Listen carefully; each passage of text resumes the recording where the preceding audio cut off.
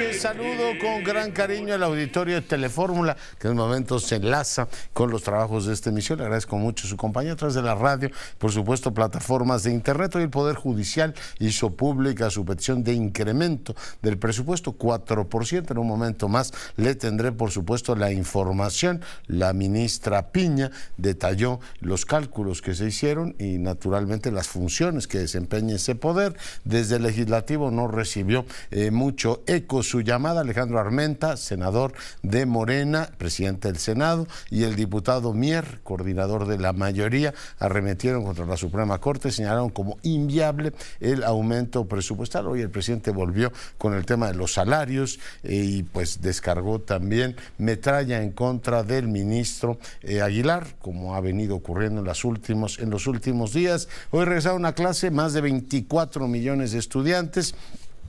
La secretaria de Educación se quejó, dice que el Poder Judicial ha entorpecido la distribución de libros en Coahuila y Chihuahua. Martí Batres informó que aquí en la capital se repartió la totalidad de los libros de texto. El Tribunal Electoral confirmó medidas cautelares contra el presidente al advertir posible violencia de género en contra de Xóchitl Gálvez. Alejandro Moreno da la nota diciendo que Beatriz Paredes no parece favorecerle las encuestas. Hoy voy a tener una mesa especial con el tema de las encuestas, porque vale la pena consultar a los expertos, tiempos en los cuales las encuestas se han utilizado como un elemento político propagandístico muy relevante. Hoy pues nos tendrán ellos la paciencia de explicarnos así con todo detalle en qué debemos fijarnos y cuáles son los riesgos y por supuesto los sesgos que tienen los distintos ejercicios demoscópicos. Cierre de campañas en Morena. Le comento que bueno, pues después de investigar sesudamente las denuncias de Marcelo Ebrard, Alfonso Durazo dice que no hay ningún elemento que permita suponer favoritismo por un candidato. Alfonso Durazo. En algunos casos se trata de expresiones aisladas que en ningún momento hablan de una acción concertada o de una iniciativa general o mucho menos institucional para favorecer a, B, C o D aspiraciones. Bueno, por cierto, ya anunciaron, ya presentaron la boleta que va a usar Morena, a ver si la cámara me enfoca o si tenemos una imagen con mayor resolución. Es literalmente como una pirinola, ¿no? Ahí están los... A ver si tenemos en este caso la imagen, y bueno, pues aparece hasta arriba Ricardo Monreal. Dicen que en teoría no va a beneficiar a nadie. Bueno, pues esa es la boleta que van a usar con folio y todo, con los encuestadores. La Sedena informa que 1,200 elementos irán a reforzar la zona de seguridad de Tierra Caliente en Michoacán. Esta mañana el presidente había dicho que los actos de violencia de este fin de semana eran un acto publicitario. Bueno, 1,200 elementos de la defensa para contener un acto publicitario parece desproporcionado. Le comento que elementos de la Semar aseguraron 3 embarcaciones con 4,400 kilos. Al parecer se trataba de cocaína. Me permite que hagamos una breve pausa. Estamos de regreso en un instante. Tengo aquí el comunicado de Morena pidiendo a la militancia que se abstenga ya de cualquier expresión. Entra el periodo de levantamiento de la encuesta. 12,500 personas serán encuestadas. No sabemos quién va a hacer el trabajo de campo. Sabemos que van a hacer encuestas espejo y la muestra la va a definir Morena. Ya le daba a conocer la cédula que van a utilizar. Es una especie como de círculo. En principio no beneficia a nadie. A ver si lo podemos volver a ver por si alguien no se acaba de sintonizar, que pone a Ricardo Monreal hasta arriba, parece una ruleta, ¿no? Esta que gira y gira. Bueno, pues pone a Marcelo Ebrard y a, en este caso, Claudia Sheinbaum en los dos de polos, y bueno, pues aparecen los 5, ¿no? Y como es un círculo, pues todo el mundo tiene su trocito, ¿no? Como aquellos quesos que dividían, ¿se acuerdan? En triangulitos. Esa va a ser la cédula que llevan. Yo estoy muy agradecido con 3 grandes personalidades del mundo de la demoscopía de este país, además pioneros en el sector, que hoy hayan aceptado estar conmigo. El doctor Miguel Bazáñez. Mi querido doctor, ¿cómo estás? Muy bien, Leonardo, qué gusto. Feliz de tenerte. Saludamos también a Federico Esteves. Doctor, ¿cómo estás? Muy bien, gracias por esta invitación. Y está también en el enlace Enrique Alduncin, también otro pionero en las encuestas de este país. Enrique, ¿cómo estás? Me gusta saludarte, Leonardo. Oye, a los amigos Federico y Miguel. Bueno, pues por supuesto pueden ustedes intervenir cuando lo consideren. Miguel, déjame empezar preguntándote. A mí me generó una enorme inquietud el leer un par de textos, uno de José Antonio Crespo, otro de Jorge Castañeda, diciendo que la encuesta que había levantado el Frente había dado resultados muy diferentes en este caso entre la toma telefónica y la toma en vivienda. Y yo pues te preguntaba, tú que entiendes de estos asuntos, ¿puede una encuesta bien hecha dar resultados tan diferentes por el método que utiliza para levantarlo? Miguel, empezamos contigo. Gracias, Leonardo, pero la respuesta sería que no. Si la muestra está bien hecha, si la pregunta es la misma, el resultado debe de ser muy similar. En vivienda era el método preferido cuando empezamos porque la cobertura telefónica era muy baja, pero hoy en día, particularmente desde que se incorporaron los teléfonos celulares a las encuestas, la cobertura de hecho es mucho más alta de la que existía en fijos hace 30 años que empezamos. De manera que si tú tienes un marco muestral correcto, tanto de teléfono como de viviendas, el resultado es muy similar porque esa muestra debe de representar al universo, de manera que cuando Crespo y Jorge llamaron la atención sobre esta discrepancia, a mí, igual que a ti, me llamó mucho la atención, empecé a comentarlo con los amigos encuestadores. Y bueno, no, tiene que haber una explicación. Esto no es lo normal, Leonardo. Pues vamos a preguntarles a los amigos encuestadores. Federico Esteves, ¿tú cómo ves las cosas?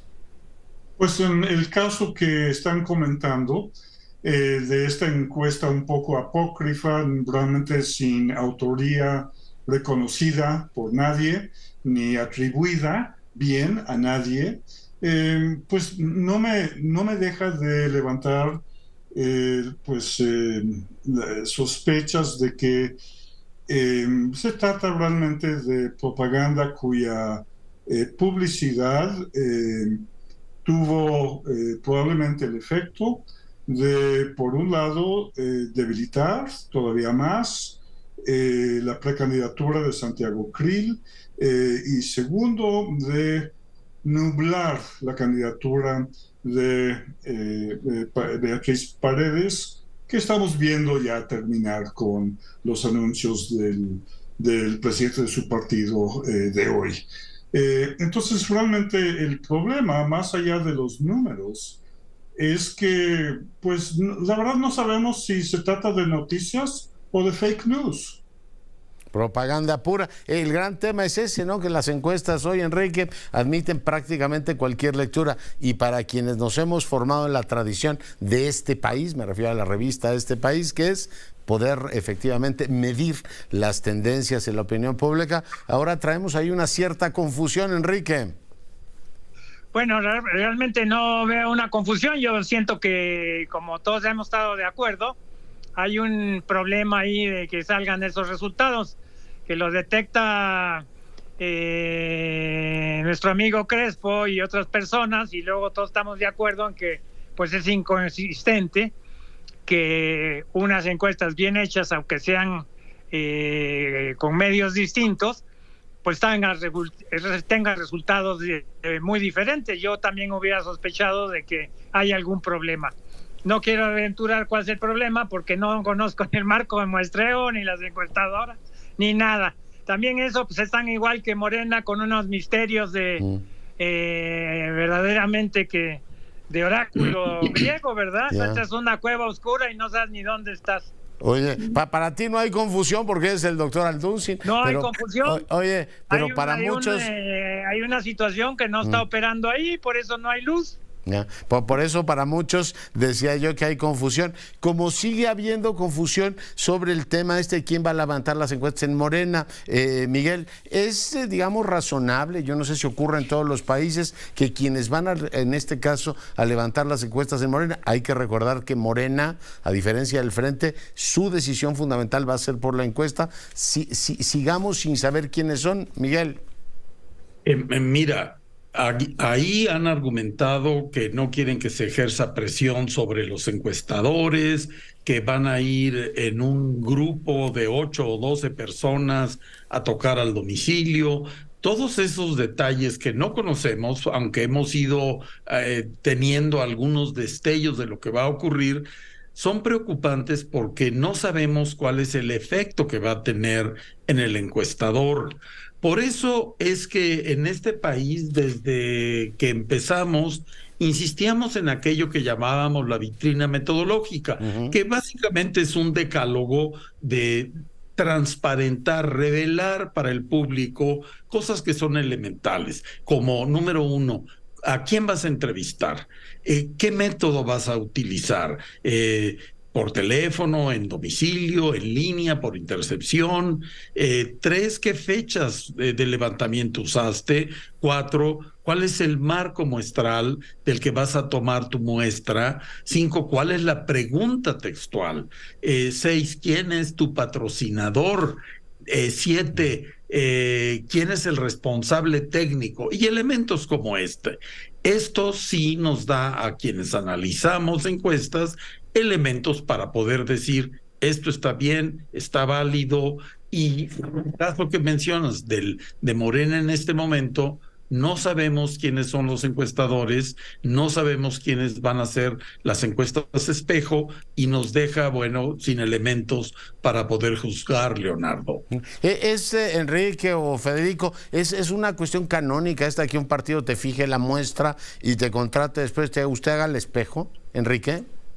No, yo creo que la muestra la debe hacer un experto, el encuestador es el que lo tiene que hacer. Si a mí me dicen que ya tiene una muestra hecha, pues yo quisiera revisarla y opinar sobre ella.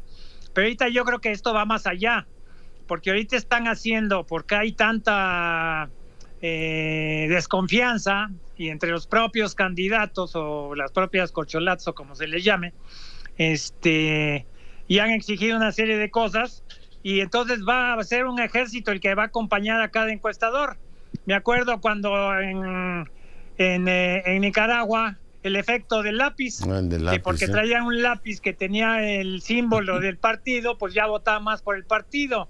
O en la propia encuesta del año 2000, cuando teníamos del dilema casa-domicilio, yo las hacía no las hacía en domicilio, las hacía en calle, frente al domicilio, porque había miedo. Pero ahorita si llegan policías y el inspector y 3 gentes o 4 o 5 o las que sean de cada grupo para que no hagan, pues el señor se va a ver apesumbrado de verse rodeado de tanta gente. A mí me daría terror. Te llegan 6 ahí, a ver por quién va a votar. No, yo no. A mí una encuesta de eso yo no la contesto. Y la gente normal menos. Yo todavía tengo algo de valor.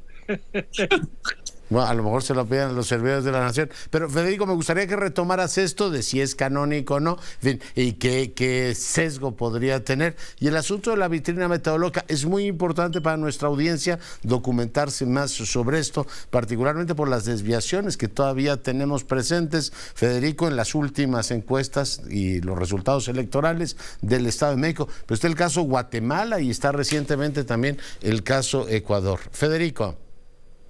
Sí, regresando al problema de qué es canónico, por supuesto el código de Wayport al que hace referencia Miguel y también Enrique, tenía que ver realmente con las casas encuestadoras que deberían de revelar sus fuentes de financiamiento, además de los principales detalles técnicos para entender la hechura de su sondeo y el análisis de sus resultados después. Pero en este caso realmente estamos en una fase pre-Wayport. Con eso quiero decir que realmente ni sabemos quiénes levantan, no sabemos qué casas encuestadores ponen su reputación a prueba por el trabajo que van a hacer. No sabemos cómo se pondrán de acuerdo internamente para saber qué es lo que importa en la encuesta. Por ejemplo, importa saber, para definir la candidatura de Morena, importa saber qué piensan los muy decididos partidistas del PRI o del PAN o del PRD. Yo sospecho que no. Importa saber cuáles son los niveles de independencia, como le decimos, esto es de no partidismo declarado por parte de los encuestados. Pudiera ser. Muchas cosas no sabemos. No vamos a saber comparar 5, 6 u 8 encuestas porque no sabemos cuántas de hecho habrá. A lo mejor solo hay una en que todos participan, que no quiere decir mucho, ¿no? Entonces, nuevamente, me parece que el problema aquí es una carencia de ética profesional, no por los partidos ni por los precandidatos, sino por las casas encuestadoras que están acordando estos términos de contrato contra, la verdad, todo el rigor acumulado del gremio por tantas décadas. Están desperdiciando su reputación, su prestigio, y nos están dejando pues en un mundo de fantasías numéricas. Fantasilandia, dijo alguno. Oye, es muy interesante todo esto. En el caso del Estado de México, veía la tabla comparativa, Miguel, de cómo la desviación que tuvo, el error promedio que tuvieron algunas casas encuestadoras respecto al resultado electoral. En el Estado de México hubo una votación y pudimos comprobar qué distancia había entre las encuestas y el resultado. Pero en este caso de Morena, pues lo que hay es una ya narrativa preestablecida por las propias encuestas. Hoy se publica la del Financiero y se publica la de Reforma. Dice que Claudia tiene una amplia ventaja. Reforma le da 37-22. En el caso de Alejandro Moreno la ubica en 37-29. Pero no habrá manera, Miguel, de decir si hubo ahí un error, en este caso una desviación respecto a nada. No tendremos ningún elemento para medir en última instancia el ejercicio demoscópico. Miguel Bazáñez. En estas dos que se están publicando como cierre de las actividades, vamos a llamarle, de los personajes que han participado, van a ser parte de las que al final, el año próximo, en la elección, los encuestadores y los analistas podamos hacer los números y ver cómo estuvo el tracking de los precandidatos y luego eso cómo queda en el final y podamos hacer análisis de qué elementos influyeron en la votación final. Pero como dices tú, ahorita las diferencias que estamos viendo entre unas y otros y los escenarios hipotéticos, bueno, sí nos ayudan. Yo lo que siempre he recomendado a mis amigos y a las personas que me consultan es no vean la mayor cantidad posible de encuestas, porque eso lo que va a provocar es un nivel de confusión del que no puede salir. Tomar 2, 3 encuestadores serios, seguirlos, y vas ahí a encontrar bastante estabilidad en los resultados. Desde luego, mi preferencia está en el Financiero porque Alejandro Moreno es nuestro alumno y entonces es una gente muy seria, muy profesional, y los resultados que él reporta son los resultados que se obtienen. De manera que, de la misma manera, el Reforma o el Economista, esto de que sean los medios de comunicación quienes tomen la responsabilidad junto con un responsable técnico es lo que le da más estabilidad al ejercicio. Mientras que cuando salga una encuestadora, quien nadie había oído hablar y que más bien estén haciendo propaganda, es muy confuso para el público. Así que bueno, por ahí vamos. Ahí está, todos han sido alumnos suyos de alguna manera, o todos les reconocemos magisterio a los tres. Los agregadores, Federico, ayudan, lo de Oráculos, lo que ha hecho Paul, es decir, fíjese más en los agregadores que en una encuesta en particular, o en dos, como nos sugería Miguel. Yo creo que fui de los primeros en publicar un poll of polls, una encuesta de encuestas, esto para las elecciones antiguas del 94. Y a partir de eso, pues otros lo retomaron. Muy pocos tienen una encuesta de encuestas hoy, y son muy parciales. Entonces, por ejemplo, Oráculos, que creo que es lo mejor, bajo responsabilidad de Javier Márquez, pero es de acceso limitado. Públicamente tenemos acceso, cualquiera tiene acceso a las tendencias por muchos años de aprobación presidencial, pero no, por ejemplo, de preferencia partidista o de identidad partidista o de candidatos y precandidatos en una temporada electoral. Eso no es de acceso libre. Entonces, bueno, nos falta esa información y habría que tratar de tenerlo. Yo prefiero en la agregación de encuestas que todo se incluya, no solamente seleccionar las encuestas pues en mi caso, Miguel, sería de más de un exalumno y algunos excolegas también. Prefiero que todo se incluya, pero bueno, hay que saber ponderar encuestas que... Esa es la clave, ¿no? Sí, que no cumplen con pues ciertas normas básicas del gremio o que simplemente no tienen récord. Son nuevas empresas, nuevos grupos cuyo profesionalismo es desconocido. Sí. He visto en los últimos tiempos, por ejemplo, Adán Augusto, una que publicó La Razón, lo traía en empate técnico con Claudia Sheinbaum, otros lo traen en 13-14%, y de plano Lorena Becerra lo mandó casi a 5%. Es decir, hay mucha distancia. Doctor Aldusi, ¿tú qué recomendaciones das al auditorio? Bueno, realmente tenemos ahorita 3 periódicos, El Economista, El Financiero y Reforma, que publicaron estos días, ayer y hoy, precisamente su pronóstico de pues, lo que va a ocurrir esta semana.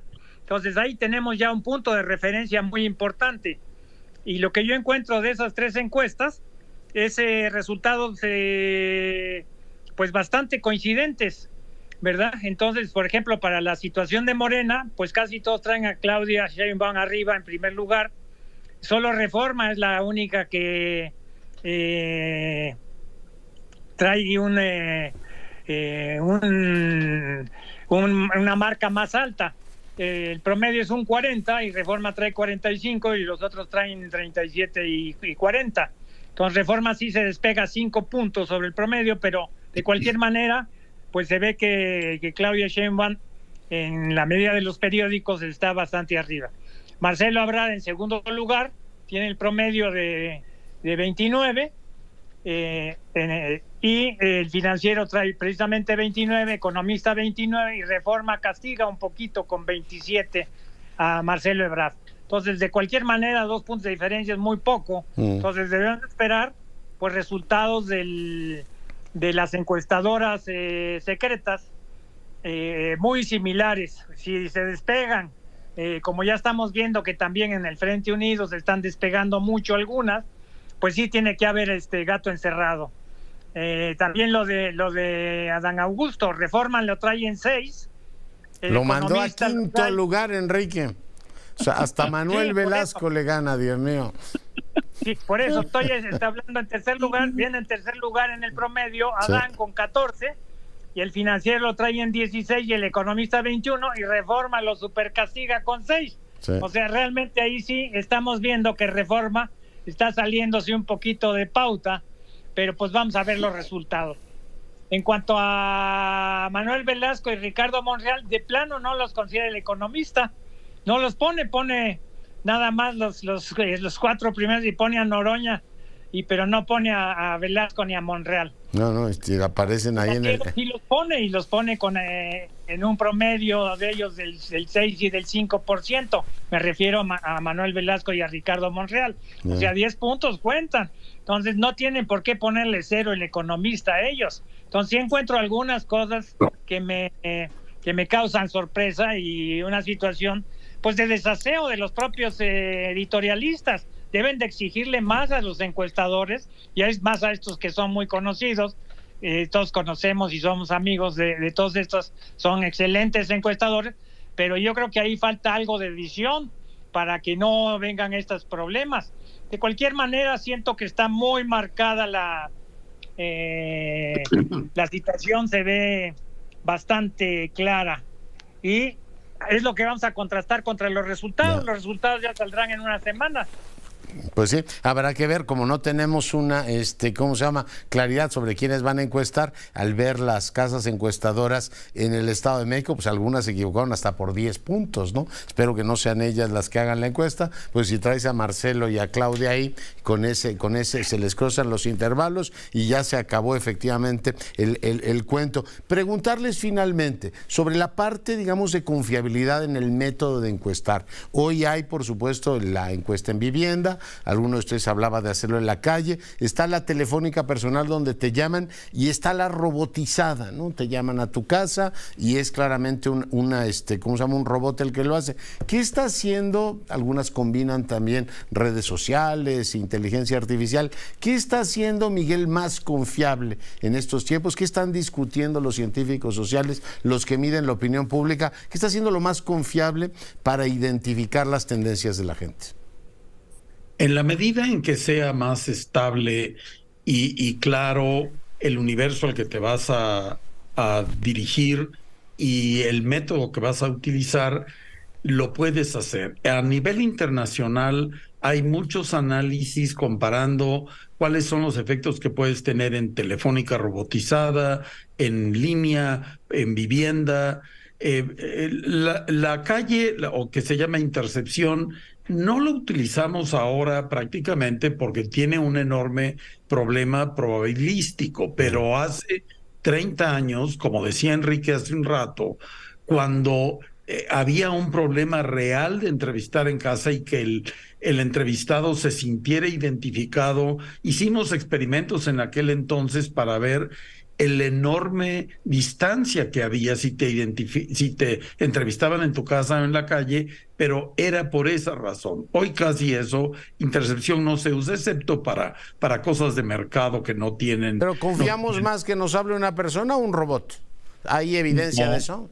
Hay evidencia de que el contacto personal es mejor que el de una contestadora, un robot que te esté preguntando, pero eso es lo que actualmente se está estudiando en el mundo y en México no tenemos todavía suficiente información, Leonardo. Pues me está comiendo el tiempo y quisiera agradecer a Enrique Alduncin que hayas estado esta noche con nosotros. Muchas gracias, Leonardo, me da gusto saludarte. Y estoy pendiente, por supuesto, de todas sus expresiones. Doctor Esteves, un enorme gusto tenerte con nosotros.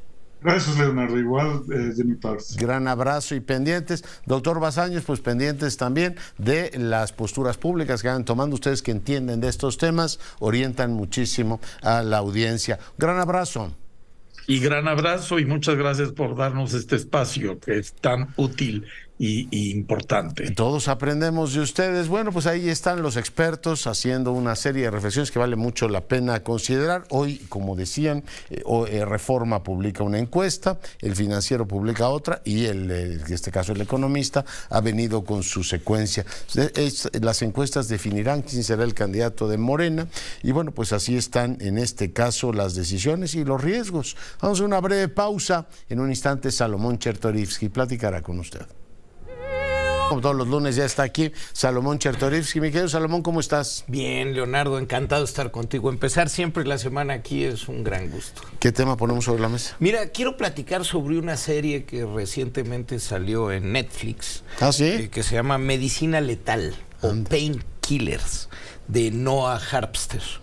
Painkillers es un analgésico, ¿no? Es un analgésico, es el famoso Oxycontin, el opiáceo el opioide, perdón, opiáceo. El opiáceo viene directamente de la planta, el opioide viene de una formulación sintética, este es un opioide. Viene la serie de un texto que se escribió en 2017 en el New Yorker de Patrick Radden, que se llamaba La familia que construyó un imperio de dolor. Y trata, por supuesto, de la crisis que ocasionó este medicamento para el dolor y particularmente el rol que jugó la familia Sackler. La familia Sackler, que es la dueña de Purdue Pharma, que es la productora de este fármaco, es una familia que a lo largo de las últimas décadas en Estados Unidos se caracterizó por la filantropía. El templo de Dendur en el Metropolitan es el salón Sackler. En las universidades más importantes hay un edificio, una silla de profesorado, en Oxford, en Columbia, en todas partes están en el Louvre están los Sackler, el Guggenheim tiene Sackler. Se había caracterizado por eso, pero en los últimos años el medicamento se le considera responsable primario de hacer polvo, y entonces esto que tenía el medicamento en donde iba entrando lento a tu cuerpo y por eso duraba 12 horas, pues lo inhalabas y el efecto pues era inmediato. El pericazo.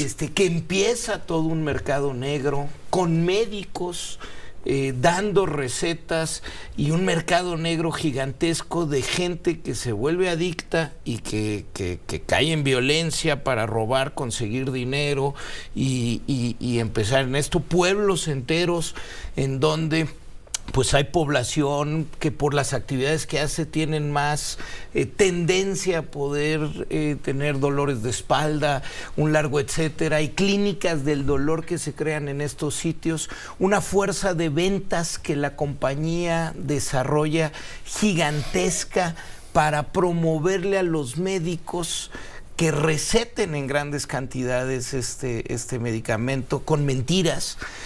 Una agencia regulatoria en Estados Unidos, la FDA, en donde el proceso que en 1995 autoriza el producto se da de manera muy extraña, tan es así que quien firmó la autorización 2 años después trabajaba en la propia compañía. Se calcula más de $900 millones que se han invertido en lobistas por parte de estas compañías para no entrarle al tema serio. Miles de procesos judiciales en muchos tribunales en los Estados Unidos, y todo esto, Leonardo, ocasionando la crisis de adicción más importante que ha tenido los Estados Unidos. Pero siempre pides más, ¿no? Siempre pides más, nunca es suficiente hasta que falleces. Lo que tomaba House, que se hizo famoso en el mundo, era Valium, ¿no? No sé, no me acuerdo cuál era. El Dr. House era Valium, que por cierto... que es el primero que nos crea conciencia sobre eso, porque yo decía, bueno, si el tipo toca analgésicos, ¿qué problema hay? Pero el tema de la adicción, ¿no? Sí, ya no me acuerdo cuál era, y tienes toda la razón, pero lo que es curioso ahorita que dije Valium, es que Arthur Sackler, que es Vicodin. Vicodin, sí. Que no sé si es la misma. Es el previo, al Oxycontin, con otras formulaciones. Ahora, modificaron la fórmula en años recientes para que ya no se pueda hacer polvo, sino que se hace como una gomita. Otros dicen que porque ya se terminaba la patente y con la reformulación pues extendieron la patente y venían genéricos. Pero la realidad es que Estados Unidos está en una crisis profunda. Y yo termino... ¿Y eso se administraba solamente con receta? Sí, claro. Con receta, pero empezó a crecer el número de recetas y se generaron otra vez mercados negros en donde pues había casi había clínicas de dolor que eran realmente ya grandes distribuidores de recetas con medicamentos que dices como un doctor, cantidades de ese tamaño. Es una empresa del narcotráfico el asunto. Porque es muy americano este fenómeno, ¿no? En Europa no tienes la presencia del fentanilo en la cantidad que la tienes en Norteamérica. Yo te diría, aún no lo tienes. Sí, Estados Unidos y su lobismo de las armas y del cigarro en su momento. Y este caso concreto que explicas. Y este caso en concreto empujan para retrasar lo que se puede hacer, pero como en muchos otros casos, sí creo que ahí es donde deberíamos de poner todas las alarmas, y por eso es tan importante sí verla, es los vicios que se han cometido en Estados Unidos muchas veces después replican en el mundo.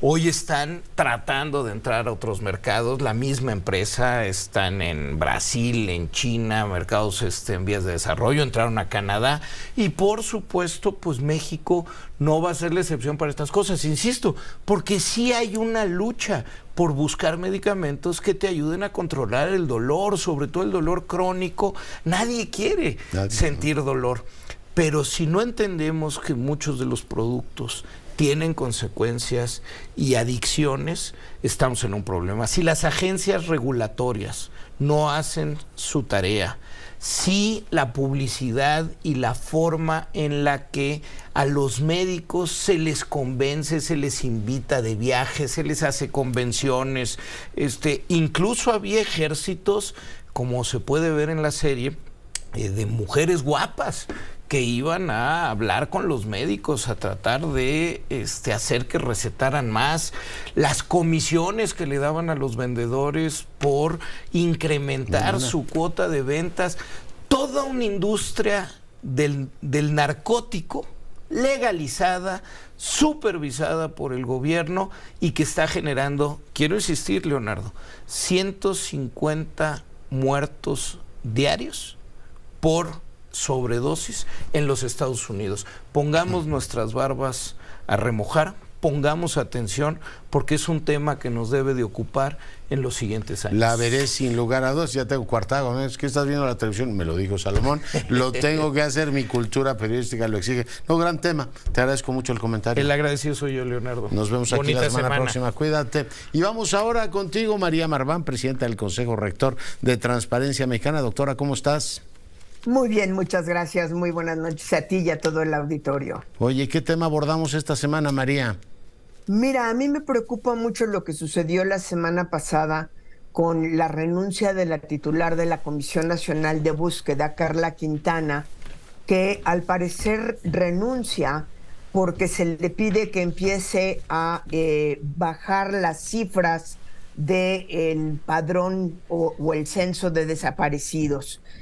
Ciertamente no hay cuestión más complicada cuando se empieza una base de datos que tener claras las reglas de lo que cualquier persona conoce, altas, bajas y cambios.